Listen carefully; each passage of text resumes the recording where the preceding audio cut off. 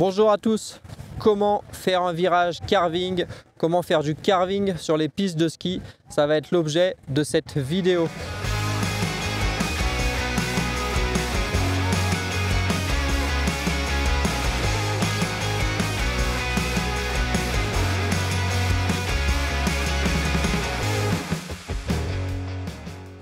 Vous savez maintenant effectuer vos virages parallèles.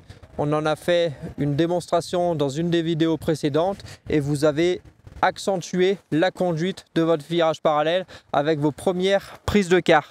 Donc pour faciliter l'apprentissage du carving sur les pistes de ski, il y a un type de ski bien particulier à utiliser. Ce sera plus facile pour vous au niveau de l'apprentissage. Ça va être des skis typés slalom. D'accord? Donc on les reconnaît par une longueur relativement courte. Ils sont cintrés en général au niveau des fixations. On a une belle largeur en spatule et une belle largeur en talon. D'accord? Pour que le ski, dès qu'on le met sur la tranche, il accroche, d'accord? Et grâce à la pression qu'on va exercer dessus, il puisse effectuer un virage coupé.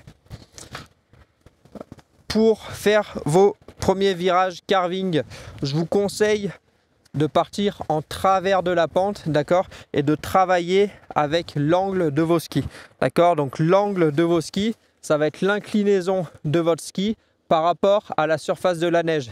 Il va falloir être capable de le mettre vraiment sur la tranche.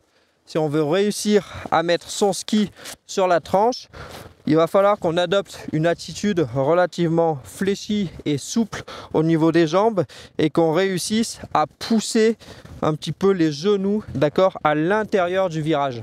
Attention, en poussant les genoux à l'intérieur du virage ou en s'inclinant un petit peu, il faut faire attention de ne pas basculer son poids sur le pied intérieur. Là, ça serait une faute d'intérieur et vous risquerez de tomber. D'accord? Le poids, il reste forcément équilibré sur votre pied extérieur. D'accord? On vient appuyer fort sur son pied extérieur. On maintient l'appui languette avec le tibia. D'accord? On maintient l'appui languette au déclenchement du virage et on vient pousser sa hanche, d'accord, et les genoux à l'intérieur du virage. Votre ligne d'épaule, dans l'idéal, elle reste plutôt horizontale. D'accord? Si elle bascule à l'intérieur, votre poids va être transféré sur le pied intérieur, ce ne sera pas bon. Ok? Ligne d'épaule horizontale et on vient se fléchir ici. On maintient une belle pression sur son pied extérieur. On regarde loin devant soi. D'accord? On essaye de faire une grande traversée. Pour voir si l'exercice a été réalisé correctement, vous pouvez vous retourner et vous verrez deux rails. D'accord? Il y aura une marque de la tranche de vos skis dans la neige. D'accord? Vous aurez une marque de deux rails.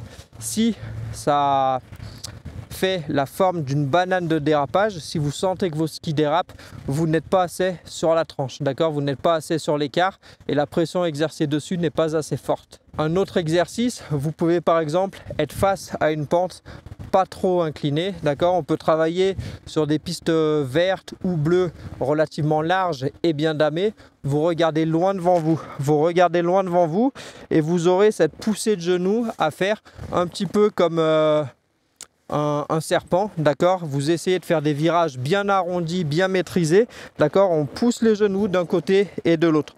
Toujours appui pied extérieur, d'accord? Le poids réparti sur le pied extérieur.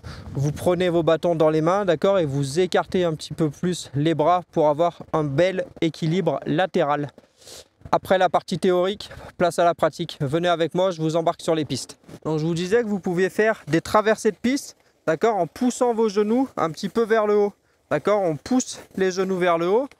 Et si l'exercice il est bien réussi, d'accord, vous vous retournez et vous aurez deux petites marques de ski, d'accord, qui vous montrent la forme qu'adopte le virage coupé. D'accord? On prend un peu de vitesse, on pousse les genoux vers le haut.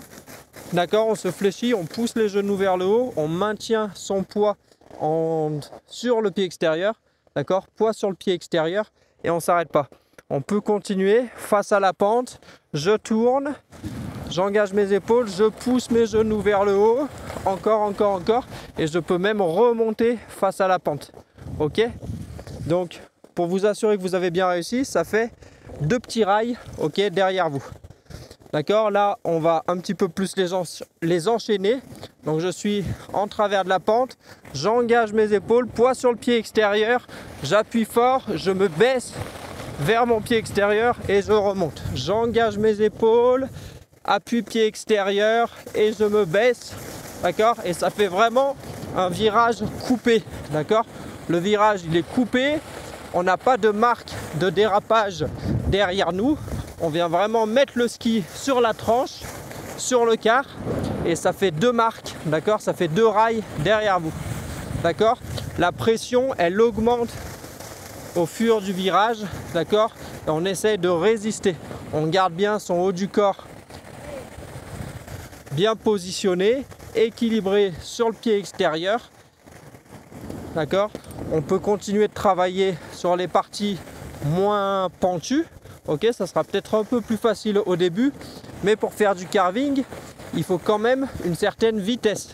D'accord, la vitesse, elle va vous aider à mettre votre ski sur la tranche et à pouvoir avancer. Si vous avez appliqué les conseils, normalement vous devez ressentir vos premiers virages coupés, d'accord, vos premiers virages en carving. Donc bravo à tous, continuez de vous exercer et tout en maîtrisant votre vitesse. Vous pouvez me rejoindre sur les réseaux sociaux, Facebook et Instagram. Mon pseudonyme c'est Le Moniteur de Ski. J'ai un site internet également dont vous trouverez le lien dans la description de cette vidéo. Un petit like et un petit commentaire en plus, ça me fera extrêmement plaisir. Je vous dis à bientôt pour une prochaine vidéo. Ciao tout le monde!